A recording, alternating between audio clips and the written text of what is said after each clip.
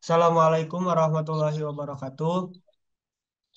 Waalaikumsalam Waalaikumsalam warahmatullahi warahmatullahi wabarakatuh. Wabarakatuh.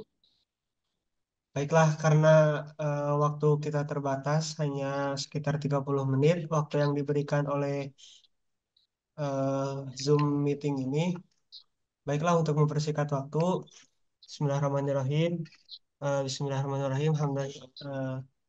Alhamdulillahirabbil alamin wa bihi nasta'inu ala umuri dunya waddin. Shalatu wassalamu ala asrofil anbiya wal mursalin wa ala alihi washabihi ajmain amma ba'du.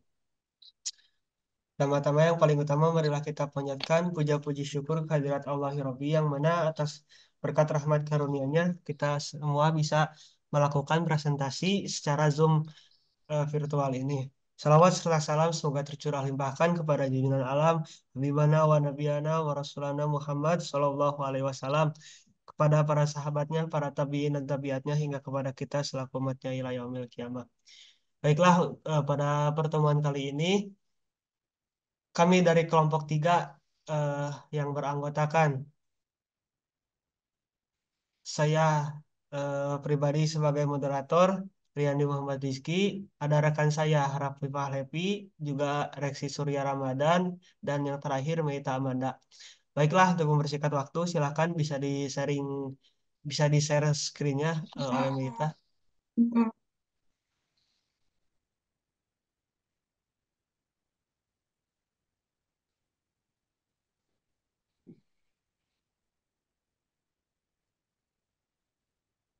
Oke, oke. Nggak bisa nge-share screen kok, Riyandi. Nah, bisa, udah masuk.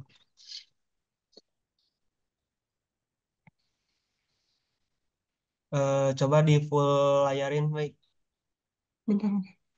Yes. Oke, Oke.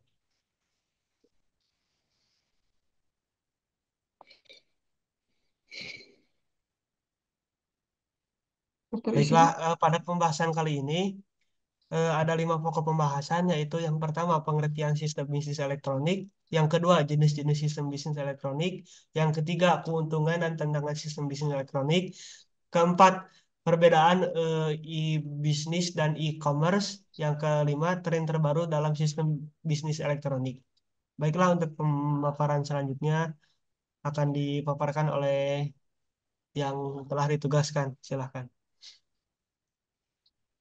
Baik, terima kasih. Di sini saya Rafli Ferdiana akan menjelaskan tentang pengertian apa itu sistem bisnis elektronik atau yang sering kita dengar dengan e-business ya. Eh, baik, slide selanjutnya.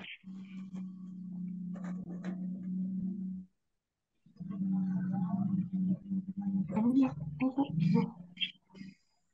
Oke. Nah, sistem bisnis elektronik atau yang kita sebut dengan e-business adalah kegiatan berbisnis yang dilakukan oleh organisasi, individu, atau pihak-pihak terkait yang dengan menggunakan teknologi informasi seperti internet untuk menjalankan dan mengelola proses bisnis. E-business memungkinkan perusahaan untuk berhubungan dengan sistem pengolahan data internal dan eksternal mereka secara lebih efisien dan fleksibel. E-business juga digunakan untuk berhubungan dengan pemasok dan mitra bisnis perusahaan, serta memenuhi permintaan dan melayani kepuasan pelanggan secara lebih baik. Teknologi informasi dan komunikasi pada e-business digunakan untuk meningkatkan bisnis perusahaan yang mencakup semua aspek yang berorientasi pada profit maupun non-profit suatu perusahaan. E-business dapat dikatakan juga sebagai iklan supaya para konsumen dapat membeli produk perusahaan. Sehingga e-business sangat berguna eh, bagi e-commerce karena fungsi dari e-business itu sendiri yaitu mendukung bagian-bagian pada perusahaan seperti bagian produksi, finance, marketing, dan lain sebagainya. Jadi, perusahaan akan menggunakan teknologi informasi komunikasi untuk menjalankan sekaligus mengelola bisnisnya sehingga mendapatkan keuntungan. Selanjutnya, saya akan menjelaskan tentang sejarah perkembangan sistem bisnis elektronik. Sistem bisnis elektronik atau e-business pertama kali diperkenalkan pada tahun 1994 oleh Lou Gerstner, yang merupakan seorang CEO dari perusahaan IBM.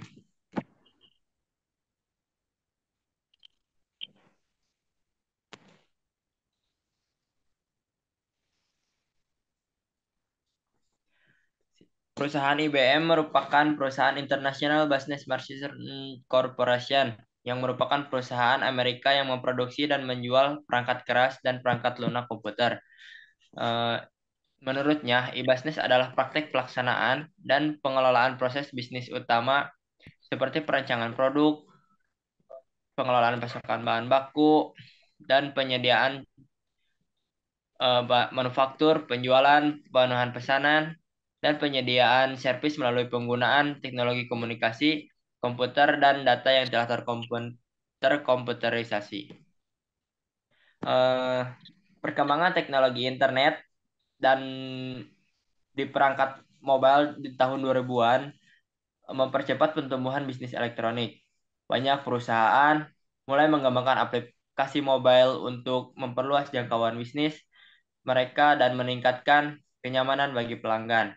Dalam beberapa tahun terakhir, bisnis elektronik semakin berkembang dan mengalami transformasi besar-besaran. Peningkatan penggunaan teknologi digital dan integrasi bisnis platform digital baru seperti media sosial dan perangkat IoT untuk membuka peluang baru bisnis elektronik. Bisnis elektronik juga semakin berkembang di negara-negara, terutama di negara kita sendiri, yaitu negara Indonesia, yang dimana penetrasi internet dan penggunaan smartphone yang semakin meningkat. Terima kasih, sekian yang dapat saya sampaikan. Selanjutnya, Baiklah, untuk pembahasan yang selanjutnya yaitu jenis-jenis sistem bisnis elektronik yang akan dipaparkan oleh Meita. Silahkan, waktu dan tempat dipersilahkan. Terima kasih yang di atas waktunya. Di sini saya akan menjelaskan jenis-jenis sistem bisnis elektronik secara umum. Jenis-jenis sistem elektronik terbagi menjadi 5 jenis, di antaranya business to business, consumer to consumer, business to consumer, dan government to business. Yang pertama, business to business atau B2B. Business to business atau B2B adalah transaksi bisnis antara pelaku bisnis dengan pelaku bisnis lainnya. Misalnya, kerjasama antara pedagang grosir dengan pedagang retail. Bisnis to business mencakup semua usaha yang menghasilkan barang atau jasa untuk ditawarkan ke perusahaan lainnya. Transaksi B2B terjadi karena adanya permintaan, di mana satu perusahaan mengajukan penawaran bahan baku untuk digunakan dalam sebuah proses produksi perusahaan lainnya. Kerjasama bisnis antar perusahaan ini biasanya banyak digunakan di industri otomotif, properti, pemeliharaan, dan sebagainya. Contoh dari aplikasi e-bisnis adalah situs e-trade, di mana produknya berupa investasi dan layanan keuangan. Yang kedua, consumer to consumer. Consumer to consumer atau C2C adalah model bisnis di mana konsumen dapat berdagang satu sama lain, biasanya dalam lingkungan online. C2C meliputi semua transaksi elektronik, barang atau jasa antar konsumen. Umumnya, transaksi ini dilakukan melalui pihak ketiga yang menyediakan platform online untuk melakukan transaksi tersebut. Contoh sederhana dari model bisnis ini adalah marketplace atau e-commerce seperti Bukalapak, Tokopedia, Blibli, Shopee, dan marketplace lainnya. Di dalam e-commerce tersebut, pelanggan dapat menjual barangnya kepada pelanggan lain melalui perantara dari e-commerce yang dimaksud. Yang ketiga ada business to consumer atau B2C. Business to consumer atau B2C adalah model bisnis di mana perusahaan menjual produk atau layanan secara langsung kepada konsumen. Dalam model B2C, perusahaan berinteraksi secara langsung dengan saluran pemasaran yaitu dengan konsumen. Produk jadi yang sudah diproduksi oleh pihak perusahaan akan diserahkan dan didistribusikan secara langsung kepada konsumen tanpa harus didistribusikan ke pihak perusahaan lainnya untuk kembali diolah. Contoh dari B2C adalah perusahaan seperti Tokopedia, Shopee, Traveloka, Tiket.com, dan Blibli yang menghubungkan produk perusahaan secara langsung ke pengguna secara langsung ke pengguna akhir-akhir secara langsung ke pengguna akhir-akhir ini. Dalam model ini, transaksi dilakukan secara langsung antara perusahaan dan konsumen. B2C biasanya digunakan untuk merujuk pengecer online yang menjual produk dan layanan kepada konsumen melalui internet. Yang keempat ada consumer to business atau C2B. Consumer to business atau C2B adalah model bisnis di mana konsumen atau individu menawarkan dan menjual produk atau jasanya kepada perusahaan dan organisasi.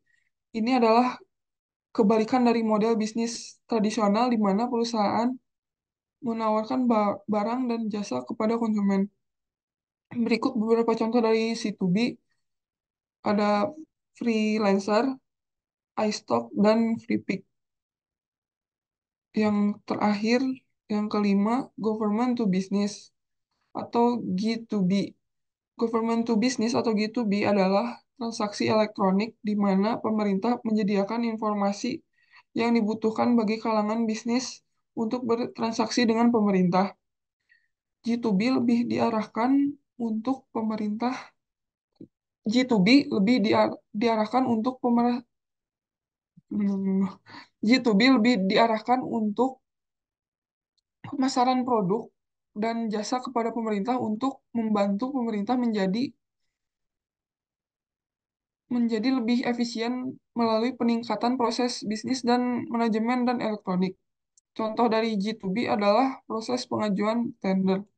Pemerintah akan membuka tender melalui proses e-procurement yang berarti sektor publik dapat melakukan tender pengadaan barang atau jasa secara online dan transparan. Di Indonesia, sistem e-procurement dikenal sebagai LPSE atau layanan pengadaan secara elektronik. Selanjutnya, saya akan menjelaskan poin ketiga yaitu keuntungan dan tantangan sistem bisnis elektronik. Keuntungan sistem bisnis elektronik diantaranya satu, yang pertama, pelayanan terhadap pelanggan lebih baik. Dengan sistem bisnis elektronik, perusahaan dapat memberikan pelayanan yang lebih baik terhadap pelanggan. Yang kedua, hubungan dengan pemasok dan masyarakat menjadi lebih baik. Sistem bisnis elektronik memungkinkan perusahaan untuk membangun hubungan yang lebih baik dengan pemasok dan masyarakat. Ketiga, pengembangan Yang ketiga, pengembalian atas investasi pemegang saham dan pemilik yang meningkat. Sistem bisnis elektronik dapat meningkatkan pengembalian atas investasi bagi pemegang saham dan pemilik. Yang keempat, memperluas potensi pasar.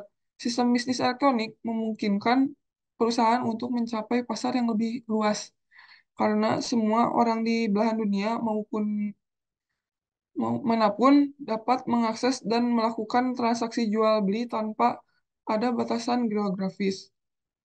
Yang kelima, menghemat biaya untuk promosi atau pemasaran. Dengan sistem bisnis elektronik, perusahaan dapat menghemat biaya untuk promosi atau pemasaran. Keenam, mengurangi paperwork atau head copy. Ketujuh, memungkinkan pengembangan sistem manajemen persediaan atau inventory yang terintegrasi. Eh, Yang kedelapan, memperlancar proses komunikasi antara pihak yang berkepentingan. Dan kesembilan, memperpendek atau mengurangi lead time atau waktu tenggang. Yang terakhir, ada tantangan atau hambatan dalam implementasi sistem bisnis elektronik. Yang pertama, ada resistensi terhadap perubahan. Salah satu tantangan terbesar dalam implementasi sistem bisnis elektronik adalah resistensi terhadap perubahan. Banyak orang yang merasa nyaman dengan cara kerja tradisional dan mungkin merasa ragu atau tidak nyaman dengan perubahan yang dibawa oleh teknologi baru. Kedua, kurangnya pengetahuan dan pemahaman. Banyak orang mungkin tidak memiliki pengetahuan atau pemahaman yang cukup tentang teknologi baru dan bagaimana cara kerjanya. Ini menjadi hambatan dalam implementasi sistem bisnis elektronik. Tiga, kurangnya koordinasi antar pemangku kepentingan. Banyak orang mungkin no, dalam sistem bisnis elektronik, koordinasi yang baik antara semua pemangku kepentingan sangat penting untuk memastikan operasional berjalan lancar. Kurangnya koordinasi bisa menghambat integrasi sistem dan proses bisnis yang pada akhirnya bisa berdampak kepada kinerja bisnis. Keempat, kurangnya aturan, dan regulasi. Dalam konteks bisnis elektronik, peraturan atau aturan dan regulasi sangat penting untuk melindungi hak dan privasi pengguna, serta memastikan persaingan yang sehat. Kurangnya regulasi bisa menimbulkan masalah seperti penyalahgunaan data, penipuan, dan praktek bisnis yang tidak etis. Yang terakhir, yang kelima, kurangnya perencanaan strategis jangka panjang. Dalam sistem bisnis elektronik, perencanaan strategis jangka panjang sangat penting untuk memastikan bahwa perusahaan dapat beradaptasi dengan perubahan teknologi dan tren pasar. Kurangnya perencanaan bisa membuat perusahaan ketinggalan dalam inovasi dan pertumbuhan. Sekian dari saya. Baiklah, mungkin itu yang dapat kita sampaikan. Selanjutnya yaitu yang bab selanjutnya mengenai perbedaan antara e-bisnis dan e-commerce akan dipaparkan oleh Saudara Rafifah Lepierdiana. Waktu dan tempat saya persilahkan. Baik, terima kasih. Saya akan menjelaskan tentang perbedaan antara e-business dan e-commerce. Sebelumnya, apa itu e-commerce? E-commerce merupakan sistem bisnis perdagangan ya. Dan mereka itu seperti yang saya tadi jelaskan memiliki keterkaitan yang dimana e-business dapat diartikan sebagai kegiatan berbisnis di internet yang tidak hanya meliputi pembelian, penjualan, dan jasa, tetapi juga dapat meliputi pelayanan, pelanggan, dan kerjasama rekan bisnis baik individu maupun instansi. Sedangkan e-commerce dapat diartikan merupakan transaksi bisnis yang berupa pembelian dan penjualan barang serta jasa, meliputi transfer maupun serah terima kepemilikan hak atas suatu barang atau jasa menggunakan internet.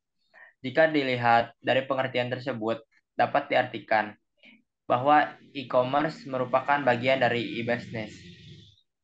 E-commerce hanya menjalankan tugasnya sebagai media transaksi jual beli secara online saja. Sedangkan e-business lebih ke arah edukasi dan juga menjaga agar pelanggan lebih banyak tahu tentang manfaat dari sebuah produk maupun jasa yang didapat dari sebuah transaksi online. Sekian, terima kasih. Baiklah, pembahasan selanjutnya yaitu akan dipaparkan oleh Saudara Reksi Surya. Waktu dan tempat dipersilahkan.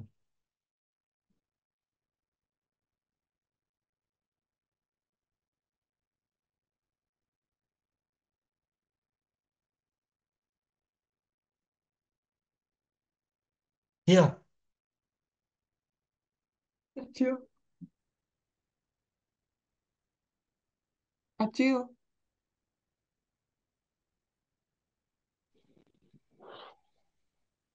Maaf, maaf. Di sini saya akan menjelaskan tentang tren terbaru dalam sistem bisnis elektronik dibagi menjadi 5, yaitu yang pertama optimasi 5G, yang kedua standar standar kualitas software, yang ketiga digitalisasi data aplikasi dan virtualisasi, yang keempat teleworking, dan yang terakhir energi hijau bersih dan efisien. Yang pertama, optimasi 5G adalah proses peningkatan dan penyesuaian teknologi 5G untuk memaksimalkan potensinya dalam berbagai sektor.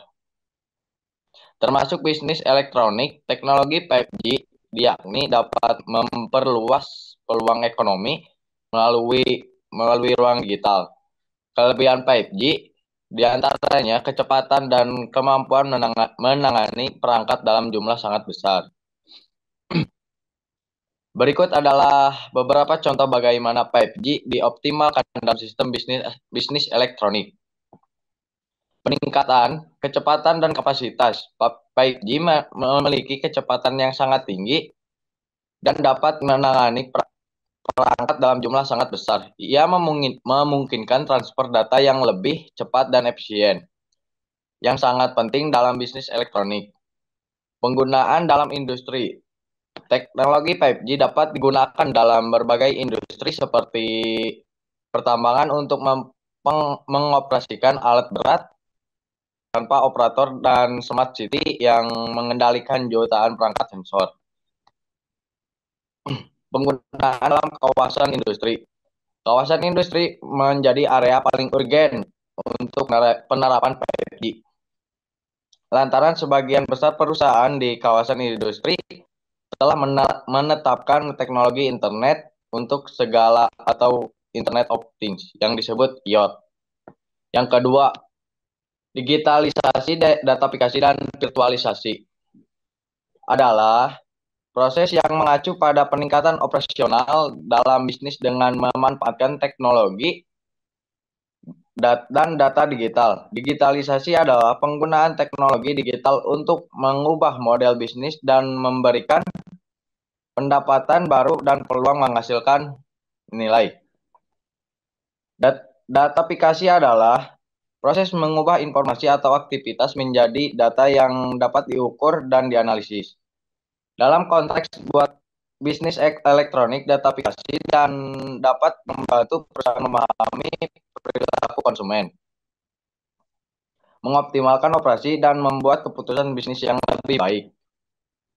Virtualisasi adalah proses pembuatan versi virtual dari sesuatu seperti sistem operasi, server perangkat penyimpanan, atau jaringan.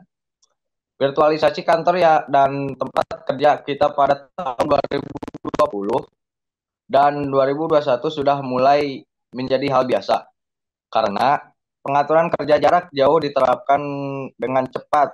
Pada tahun 2022, kita akan lebih mengenal konsep metaverse, di mana dunia digital persisten dapat berdampingan dengan dunia fisik. Dan yang ketiga, standar kualitas software. Standar kualitas perangkat lunak adalah serangkaian pedoman dan produser yang digunakan untuk mengevaluasi dan menetapkan kualitas sebuah produk perangkat lunak.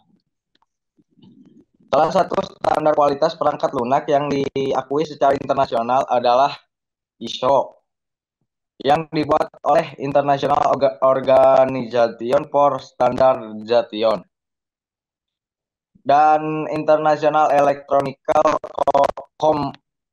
Commission, atau yang disebut IEC. Yang keempat, teleworking. Teleworking juga dikenal sebagai telecommuting, adalah sistem kinerja yang memungkinkan karyawan untuk bekerja dari jarak jauh. biasanya dari rumah dan tetap berhubung dengan rekan kerja dan menyelesaikan pekerjaan melalui teknologi. Teleworking mengedepankan fleksibilitas di mana karyawan dapat bekerja di mana saja, baik itu di rumah, coworking space, maupun di kafe. Teleworking memiliki dua tipe, yaitu bekerja dari rumah dan bekerja dari cabang. Sesuai namanya home based telecommuting, merujuk kepada bekerja di rumah dengan berkomunikasi ke kantor. Sementara bekerja dari kantor cabang merujuk pada lokasi bekerja bukan di rumah tapi di kantor terdekat di rumah. Implementasi teleworking sangat dipengaruhi oleh budaya masyarakat itu sendiri. Di negara maju konsep ini sudah lama diterapkan dalam beberapa tahun terakhir. Teleworking menjadi semakin umum seiring dengan perkembangan teknologi dan pandemi COVID-19 yang mendorong banyak perusahaan untuk menerapkan model kerja jarak jauh. Dan yang terakhir, energi hijau, bersih, dan efisien. Energi hijau, bersih, dan efisien merujuk pada penggunaan sumber energi yang dapat diperbarui dan dimiliki dampak minimal terhadap lingkungan. Ini termasuk teknologi seperti panel surya, turbin angin, dan lainnya yang menghasilkan energi tanpa menghasilkan emisi karbon. Dalam konteks bisnis elektronik, penggunaan energi hijau, bersih, dan efisien sangat penting. Misalnya data center yang membutuhkan banyak energi dapat beralih ke sumber energi terbarukan untuk mengurangi jejak karbon mereka. Selain itu, ada konsep yang disebut Green IT yang merujuk pada upaya untuk mengurangi pemborosan komponen elektronik dan sumber daya seperti listrik, ruang fisik yang digunakan oleh pusat data. Pada akhirnya, tujuannya adalah untuk menciptakan sistem bisnis elektronik yang berkelanjutan dan ramah lingkungan. Sekian, terima kasih. Oke, baiklah. Jadi kesimpulannya adalah sistem bisnis elektronik ini memberikan dampak yang begitu besar terhadap kehidupan manusia, baik dampak negatif maupun positifnya.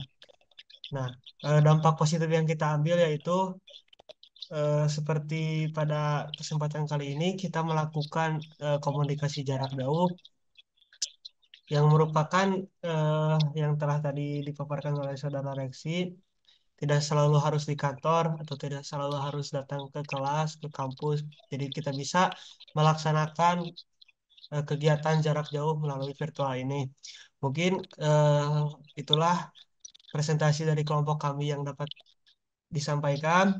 Kurang lebihnya mohon maaf karena eh, waktu kami terbatas yang diberikan oleh Zoom hanya sekitar 30 menitan. Maka jika ada pertanyaan, silakan untuk kawan-kawan kami boleh bertanya melalui kolom komentar yang nanti disediakan di YouTube. Wabillahi taufiq wal hidayah. Assalamualaikum warahmatullahi wabarakatuh. Waalaikumsalam warahmatullahi Warahmatullahi wabarakatuh. wabarakatuh.